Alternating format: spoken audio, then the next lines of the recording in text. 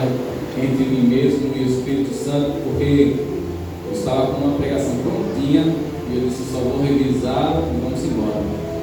Mas aí o Senhor Jesus tocou no meu coração, me deu outra direção. Estamos aqui para obedecer, não para questionar, contestar. Eu creio que o Senhor Jesus fará grandes coisas nessa noite através dessa palavra. Amém? A igreja estava crescendo, a igreja estava se multiplicando. O número de irmãos cada dia ficava maior. E por se multiplicar a quantidade dos irmãos, o trabalho também aumenta na congregação de Jerusalém, na igreja de Jerusalém. Os apóstolos tentam se desdobrar, tentam fazer o máximo para agradar a todos e a tudo. Mas às vezes a multidão eles não estavam conseguindo dar conta. Isso começou a gerar algumas intrigas, algumas desavenças, porque alguns estavam começando a interpretar errado, estavam achando que os apóstolos estavam negligenciando a assistência a algum tipo de pessoas, a algum tipo de irmãos. E a Bíblia fala aqui, a partir do capítulo 6, que alguns contestam, porque ele diz assim no versículo 1: ora, naqueles dias, crescendo o número de discípulos, houve uma murmuração dos gregos contra os hebreus. Porque eles diziam assim: olha, está parecendo, estou começando a achar que vocês estão favorecendo mais quem é de Jerusalém, estão favorecendo mais quem é os seus, e estão começando a desprezar os crentes que estão vindo da Grécia, os judeus que moravam lá. Vocês agora, está parecendo que estão sendo partidários, estão simplesmente escolhendo, ajudando por cara, ou fazendo por cara, ou servindo por cara. Mas na verdade não era isso, é porque o trabalho ficou maior, o trabalho ficou mais pesado, a necessidade de ter mais gente na mão de obra se aumentou. É fato que quando Jesus ele está com seus discípulos, ele fala uma frase e diz assim: oreis ao Pai, oreis ao dono da ceifa, para que mande ceifeiro, porque a seara é grande, mas são poucos os ceifeiros. Os apóstolos agora, os discípulos, eles agora viram a necessidade de ter mais gente trabalhando naquela igreja. Ele viu a necessidade de ter mais gente trabalhando em prol do reino dos céus. E agora ele faz uma convocação. E o tema da mensagem de hoje é o poder do chamado. Porque no versículo 2, os apóstolos eles têm uma mente brilhante, eles têm uma convicção certa, eles têm uma direção do Espírito Santo, porque eles dizem assim: olha, não é razoável que deixemos a palavra de Deus.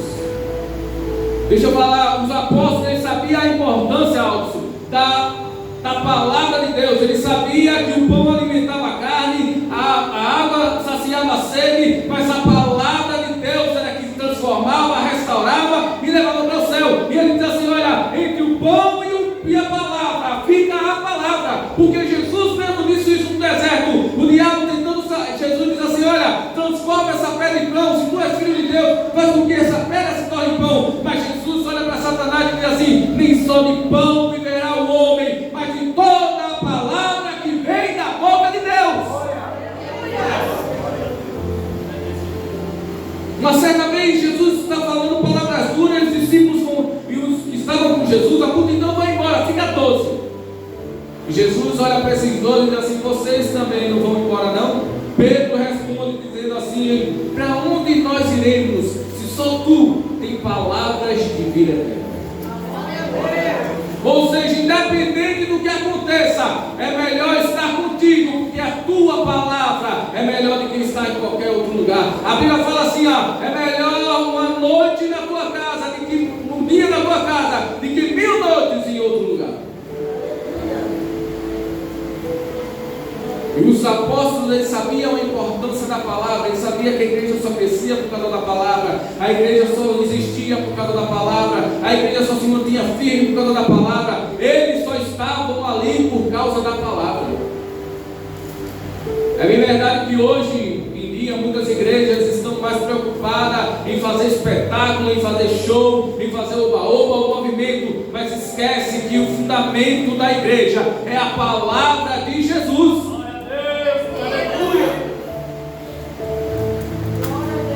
Não tem igreja que se mantenha se não tiver palavra, não tem homem, não tem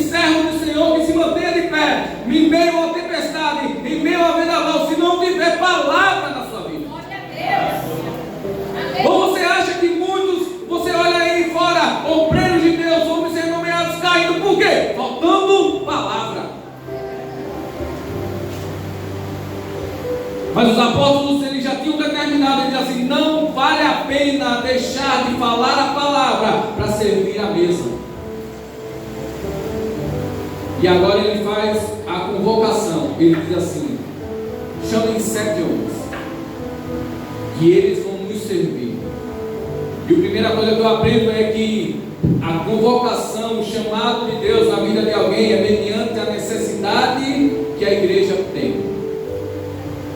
Ele não chamou pessoas, agora os apóstolos chamam 7 diáconos simplesmente para ter um status, para ter um cargo, ou simplesmente para estar ali de aparência. Não, havia uma necessidade. Qual era a necessidade? Servir. Qual era a necessidade? Ser servo.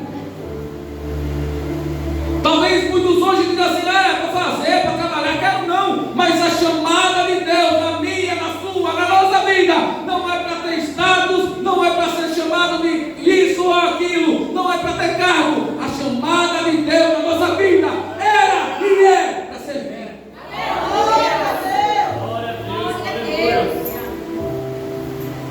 E não é servir qualquer coisa, é uma chamada importante, porque o versículo 3 termina dizendo assim: olha, vamos constituamos sobre esses importante negócio. Não era para qualquer coisa, era para servir a casa do Senhor, era para servir na obra de Deus. E se é para servir, a obra é importante. Se é para fazer, a causa é importante. Não tem serviço na casa do Senhor que não seja importante. Mas irmão, eu só lavo o banheiro, grande causa você exerce. Irmão, eu só faço varrer a igreja, grande obra você faz. Irmão, eu estou arrumando a cadeira, eu estou nos bastidores. Ei, a Bíblia fala que essa causa é importante, então sirva com alegria. Mas também há um detalhe: não é de todo jeito que devemos servir. Porque quando ele diz assim: olha, devemos escolher alguém para que sirva a mesa. Mas o requisito no versículo 3, ele diz assim: escolhei, pois, irmãos, dentre vós 7 varões de quê? De boa reputação, para ser servo do Senhor, para servir a Deus. A primeira qualidade que devemos ter é uma boa reputação. Imagine vocês se os nossos vizinhos viessem aqui dar uma nota para a gente ser aprovado ou não, quanto seria? Imagine se sua família tivesse que dar uma nota de 0 a 10 para ver se você era aprovado como obreiro. Qual a nota você teria? Qual era a nota que seu chefe lhe daria? Qual é a nota que seu colega de trabalho lhe daria? Qual é a nota que quem me conhece lhe daria para você ser aprovado ou não na igreja? Porque o primeiro requisito, antes de ter talento, antes de ter dom, antes de falar bonito ou cantar bem, é ter boa reputação. Como é que estamos chamando nossos obreiros para trabalhar? Ah, ele prega bonitinho, dá cargo a ele.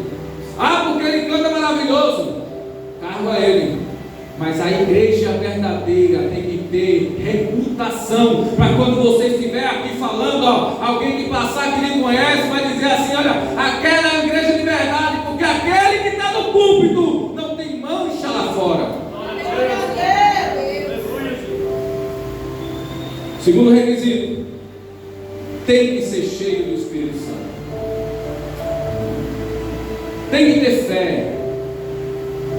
E a verdade é que a gente acha que ser cheio do Espírito Santo é ser cheio de dons. Ah, irmão, quem fala em língua está tudo bem. Ei, deixa eu te falar uma coisa: ser cheio do Espírito Santo vai muito além dos dons que o Espírito Santo lhe dá. Porque os dons que o Espírito Santo nos dá não é para mostrar que nós somos santos ou não, é simplesmente para servir a igreja. Mas ser cheio do Espírito Santo, sabe o que é? Perdoando seus inimigos, perdoando o que lhe ofende, fazendo o bem, sendo bondoso, sendo longânimo, ei, tendo o coração doado à obra do Senhor. Isso é ser cheio do Espírito Santo. É entender que você foi chamado para levar o nome de Jesus para toda criatura. Isso é ser cheio do Espírito Santo. você teve.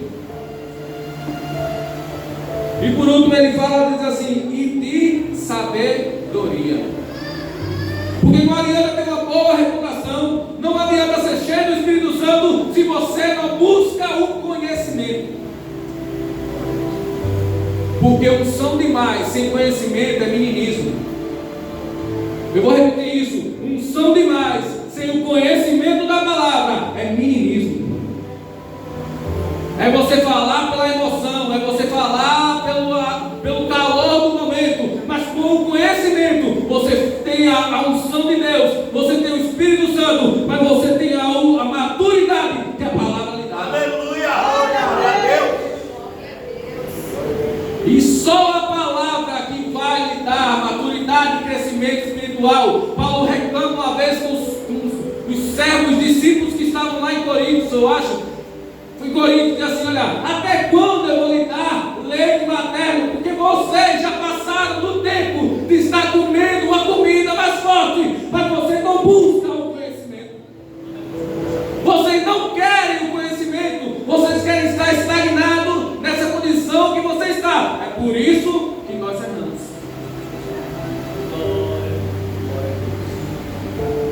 A Bíblia diz assim que meu povo padece porque não tem fé, é isso mesmo? Não. Meu povo padece porque não tem dons do Espírito, é isso? Não. Meu povo padece porque lhe falta o Espírito Santo, é assim mesmo? Não. Ou meu povo padece por falta de quê? Conhecimento.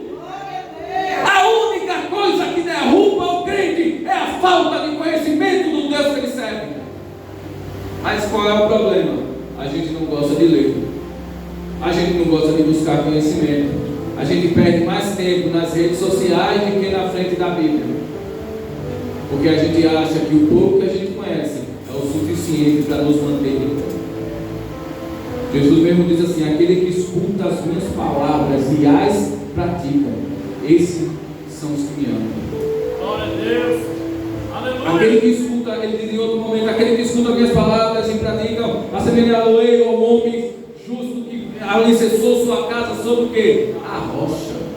O que é que Jesus estava querendo dizer? Olha, te prepara, se baseia na minha palavra, porque a tempestade vem, os rios vão correr, os ventos vão soprar, e se sua casa não tiver alicerçado nessa rocha, e tiver alicerçado naquela areia, ela vai cair.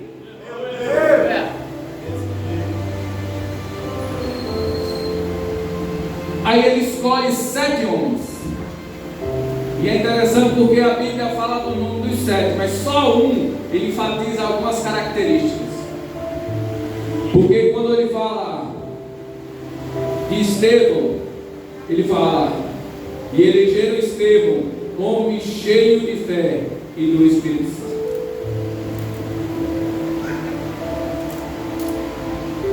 E umas coisas que eu aprendo com Estevão é que ele tinha todos os requisitos necessários para ser um diácono.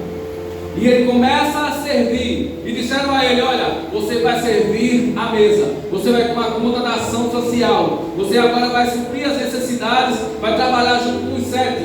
Mas só que Estevão não se continha só com o trabalho. Se ele podia fazer mais, ele fazia. Se ele podia dar mais um passo, ele dava. Se ele podia fazer algo a mais, ele fazia o dele e fazia um pouquinho a mais. Ele fazia o dele e fazia um pouquinho a mais. Porque no versículo 8 diz assim, Estevão, cheio de fé e de poder, fazia prodígio e grandes sinais entre os povos. Ou seja, a chamada de Estevão foi para servir. Olha, sirva a mesa, Estevão. Ele estava servindo a mesa, terminou a mesa, ele estava fazendo mais. Dá para fazer isso, dá para fazer aquilo. Deixa eu te falar uma coisa, aprendendo com Estevão, a gente aprende uma coisa: não se limite no seu serviço. Ah, irmão, eu sou pastor, então se eu sou pastor, eu vou ficar só sentadinho ali e o resto que se vire, cada um que se vire. Ah, eu sou só toco violão, então o resto que se exploda. Não é assim. Aprenda a servir como Estevão. Porque aquele que é cheio do Espírito Santo, ele consegue fazer mais, ele consegue fazer mais, ele consegue fazer mais. O que acontece? Qual é o problema da nossa geração? É porque eu vou para a igreja no domingo, eu já paguei a minha semana. Eu vou para a igreja no domingo, irmão, preciso ir na terça-feira, eu não vou mais no ciclo de oração, eu não vou sair no evangelismo nem para a escola bíblica, porque no domingo eu renovo minha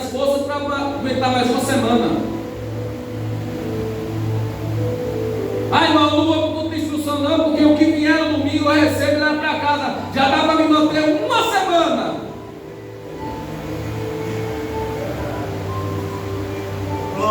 Aí se que Estevão estava fazendo, servindo a mesa e profetizando, servindo a mesa e fazendo prodígios, servindo a mesa e ganhando almas, servindo a mesa e pregando Jesus, servindo a mesa e fazendo aquilo que era para ele fazer e muito mais, porque Estevão era incansável.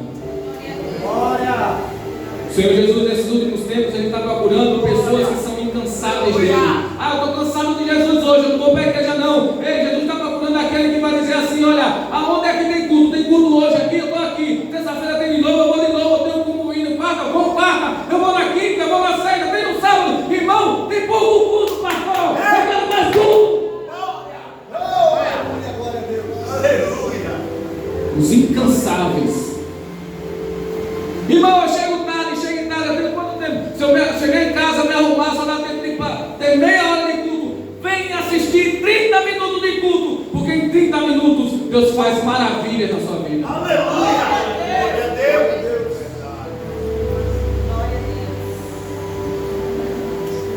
Estevão não se limitava. Mas o Estevão está fazendo, sem parar. Gratuitamente ele ganhou opositores. Ele ganhou pessoas que gratuitamente começou a questioná-lo. Porque, deixa eu te falar só uma verdade. Se você está achando que por você servir a Jesus, por você estar fazendo certo, por você estar agradando os olhos do Senhor, você vai viver uma vida plena, uma vida de todo mundo lhe amando, todo mundo lhe idolatrando, está totalmente equivocado. Por servir a Jesus e fazer a sua vontade, você vai ganhar inimigos gratuitos. Você vai encontrar alguém que vai começar a dizer assim: quem é esse que é? Esse irmão é certinho demais. Quando vê isso, tem alguma coisa por trás disso. Esse irmão é muito santo. Esse irmão, cuidado que quando é santo demais, a bomba está guardada. Mas Estevão, ele tinha inimigos, tinha os opositores, mas ninguém conseguia encontrar defeito em Estevão. Isso é porque a Bíblia é clara quando diz assim: olha, eles começavam a contestar, começavam a discutir com Estevão, mas o Espírito que habitava em Estevão era maior do que o Espírito que estava neles.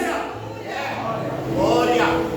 E a Bíblia diz assim: e não podiam resistir à sabedoria e ao Espírito com que ele falava. Glória a Deus!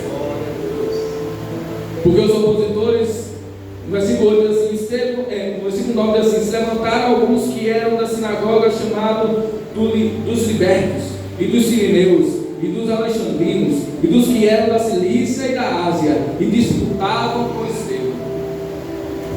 Estevão era cheio de conhecimento, Estevão era cheio do Espírito Santo. E os opositores vieram e começaram a questionar a santidade de Estevão e a comunhão com Cristo. E a Bíblia diz que ele não consegue resistir, mas eles não se conformam.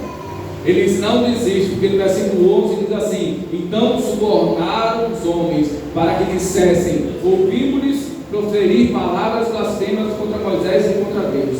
Ou seja, eles começaram a investir para derrubar Estevão. Deixa eu te falar algo que o Espírito Santo tocou no meu coração. Talvez tenha alguém investindo para lhe derrubar. Talvez tenha alguém investindo para tirar você do foco. Talvez tenha alguém investindo para lhe ver no chão. Talvez tenha alguém investindo para que faça você desistir na caminhada. Mas eles estão investindo, mas ele esqueceu de uma palavra que Jesus disse em Mateus capítulo 5, versículo 11: bem-aventurados sois vós, quando vos injuriarem e perseguirem, e mentindo disserem todo mal contra vós por minha causa, exultai e alegrai-vos, porque grande é o vosso galardão no céu. Deixa falar quem quiser falar, deixa achar ruim quem quiser achar. O seu galardão está confirmado no reino dos céus. Glória! E começaram a falar com Estevão, mas algo diferente aconteceu. Começaram a acusar, os acusadores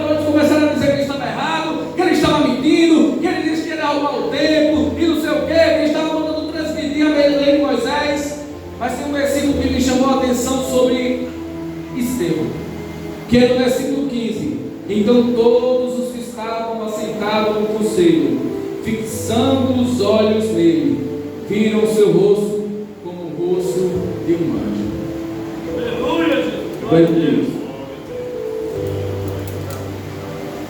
Todos fixando os olhos nele, viram seu rosto como o rosto de um anjo.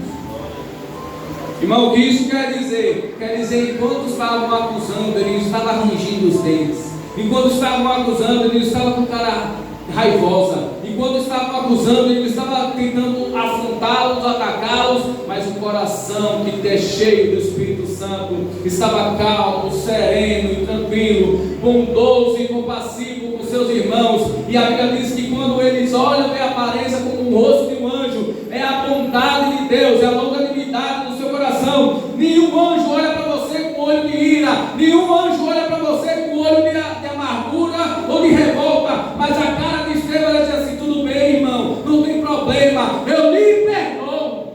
Glória a Deus. Vocês estão me acusando, vocês estão levantando calúnias, vocês estão levantando mentiras contra mim, mas o Deus que eu sigo, Ele também é meu advogado fiel.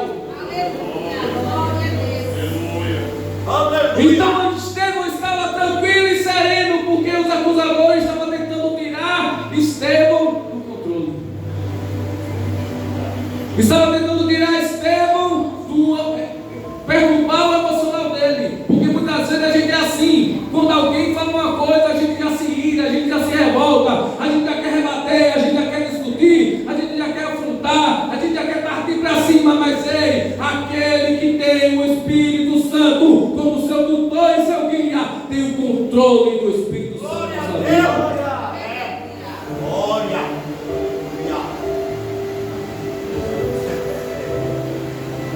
Aí Estevão chega no conselho, eles pegam Estevão e levam para o conselho.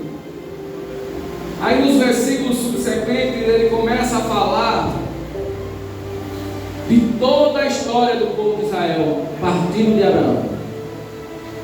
Ele fala de Abraão, ele fala de José, ele fala de Moisés, ele fala de Davi, ele fala de Salomão.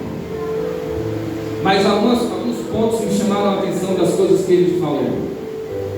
Porque ele trata Abraão como um peregrino. Ele diz assim: Abraão andou nessa terra, mas não era sua, ele era peregrino. E eu parei e fiquei analisando esses textos, e era como se o Espírito Santo estivesse me dizendo: você também é peregrino. Essa terra não é sua.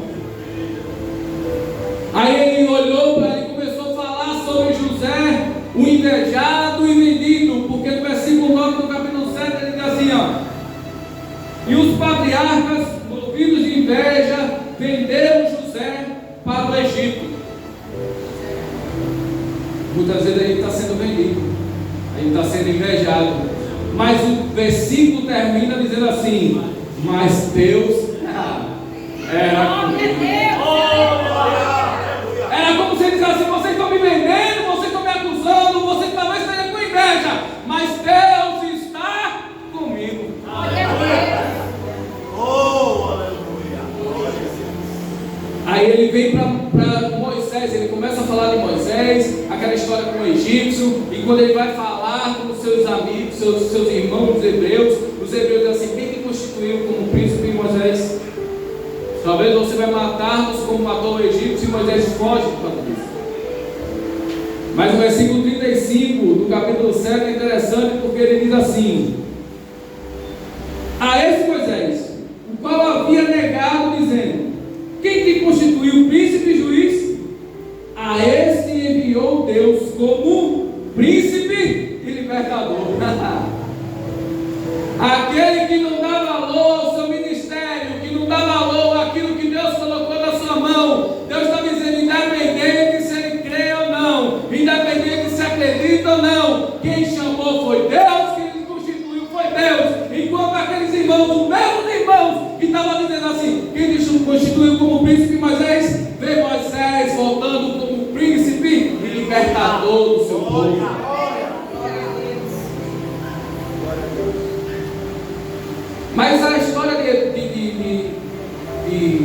de Estevão, as palavras de Estevão, ele termina dizendo, a partir do versículo 48, sobre o templo que Salomão fez.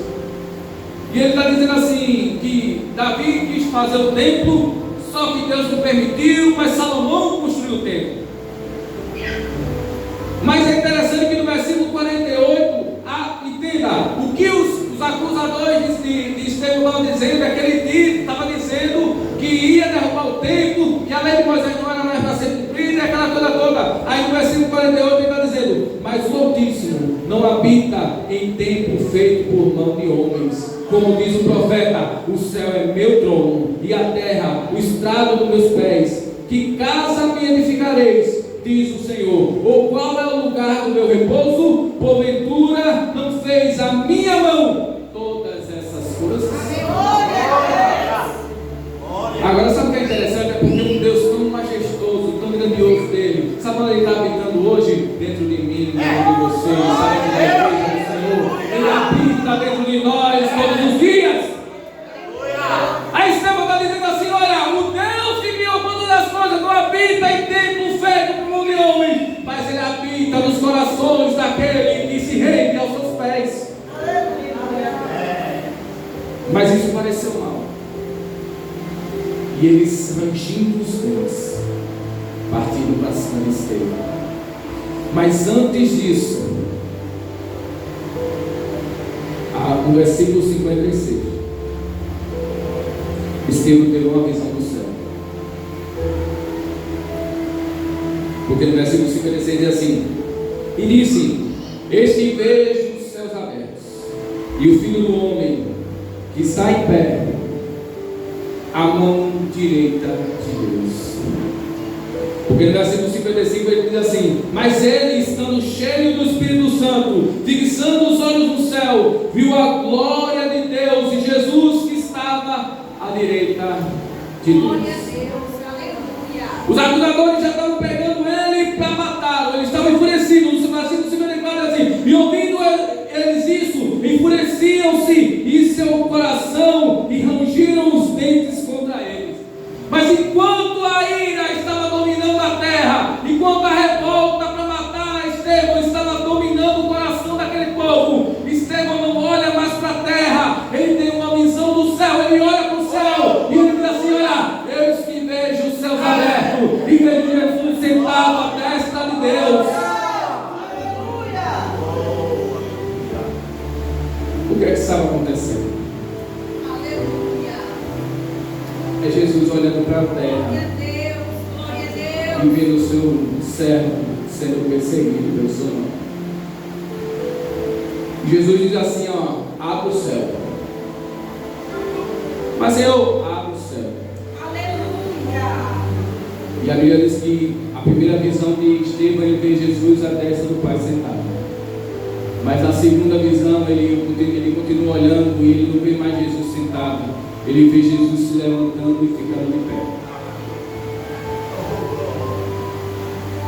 É Jesus dizendo assim: para tudo, eu recebo ele.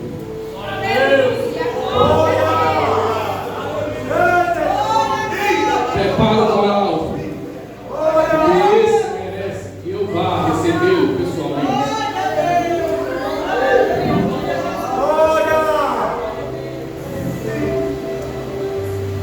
Versículo 59, eu vejo um verdadeiro discípulo de Jesus, porque levaram Estevão para fora da cidade e começaram a jogar pedra, mataram, começaram a apedrejar Estevão, mas Jesus já estava de pé para recebê-lo. Ele diz assim: o mundo não lhe merece, mas o céu está aberto para lhe receber, Estevão. Mas o coração de Estevão não era um coração vingativo, não era um coração revoltado, não era um coração perverso, era um coração que era cheio do Espírito Santo, um coração verdadeiramente servo do Senhor. Porque no versículo 59 diz assim: e apedrejaram a Estevão, que em invocação dizia: Senhor, recebe o meu espírito. E no 60 ele cai, mas com o restinho das suas forças ele consegue se levantar e se colocar de joelho. E a oração agora não é: Senhor, muito obrigado por tudo, Senhor, te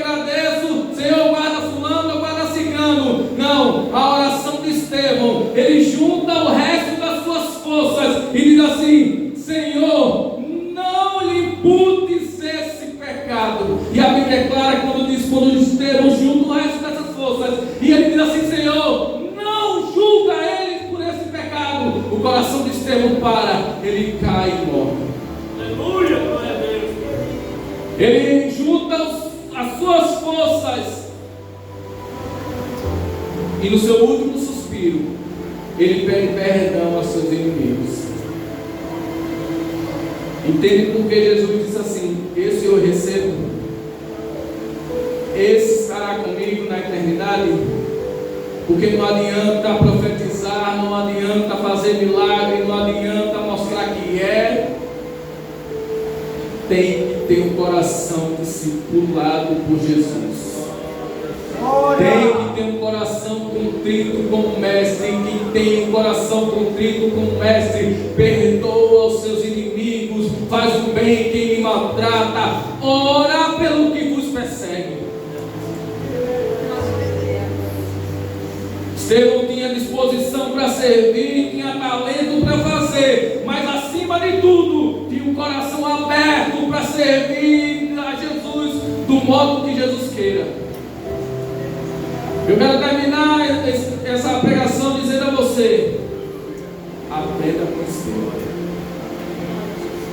Aprenda a ser servo como Estevão foi.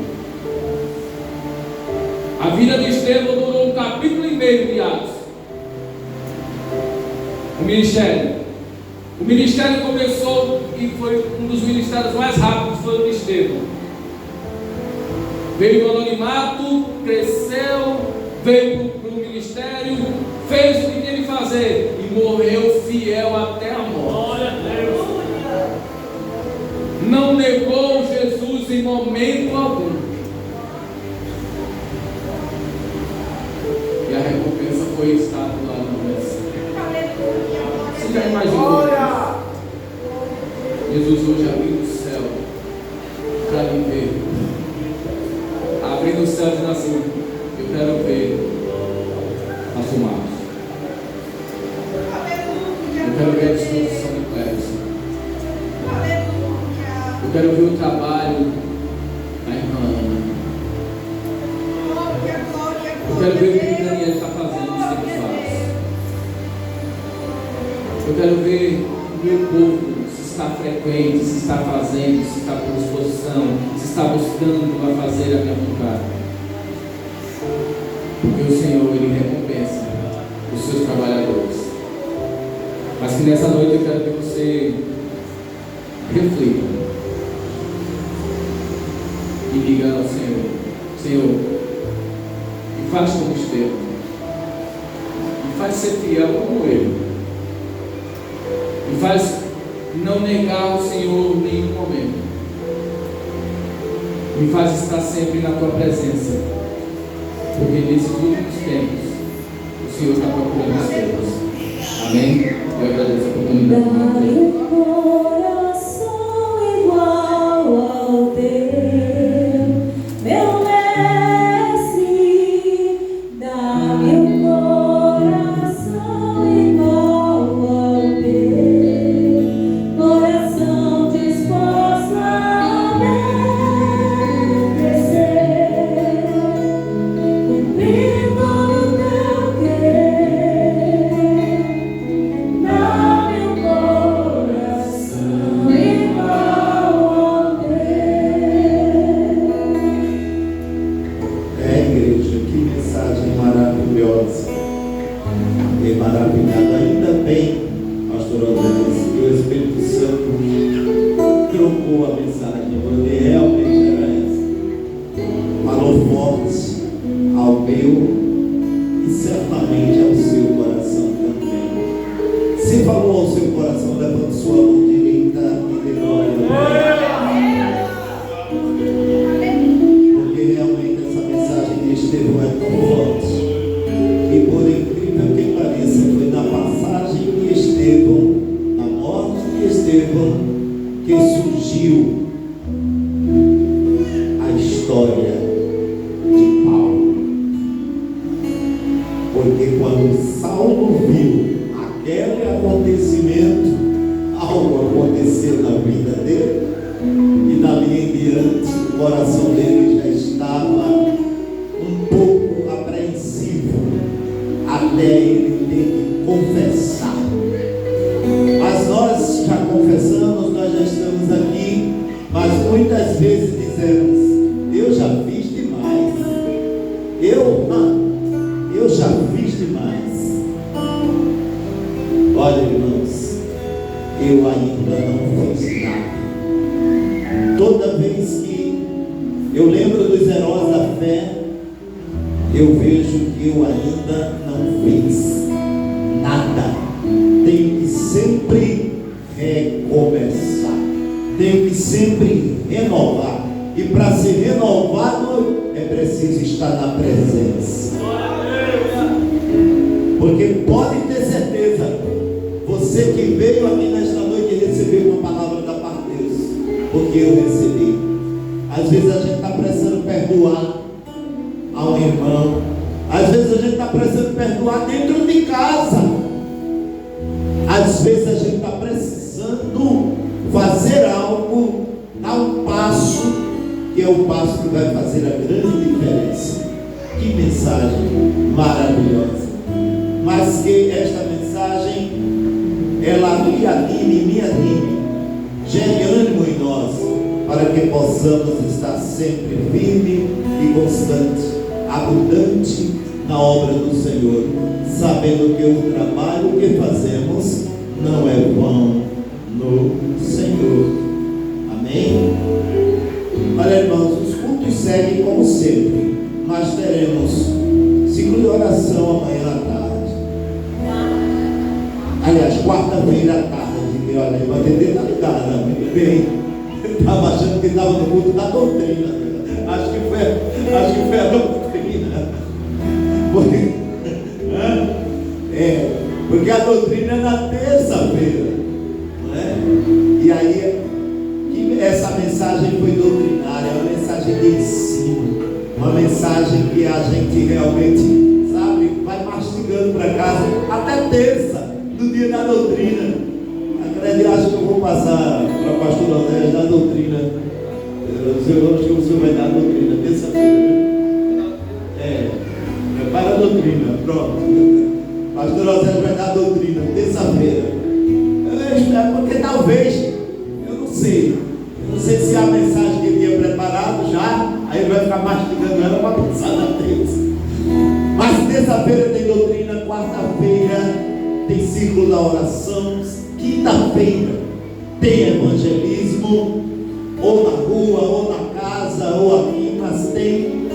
E na sexta-feira a escola bíblica está uma apoteose de bênção. E as crianças então, teve a feira das crianças. Quem veio para a feira das crianças aí? Quem veio? Foi boa ou não foi? Por que respondeu? Porque a resposta está tão fraquinha. Foi boa a feira ou não foi? João, tu nem responde, João. Tu nem responde, tu ganhasse dinheiro para participar da feira e não responde, João. Mas rapaz, tu tem uma voz tão boa para dar um grito bom daí. A feira foi boa ou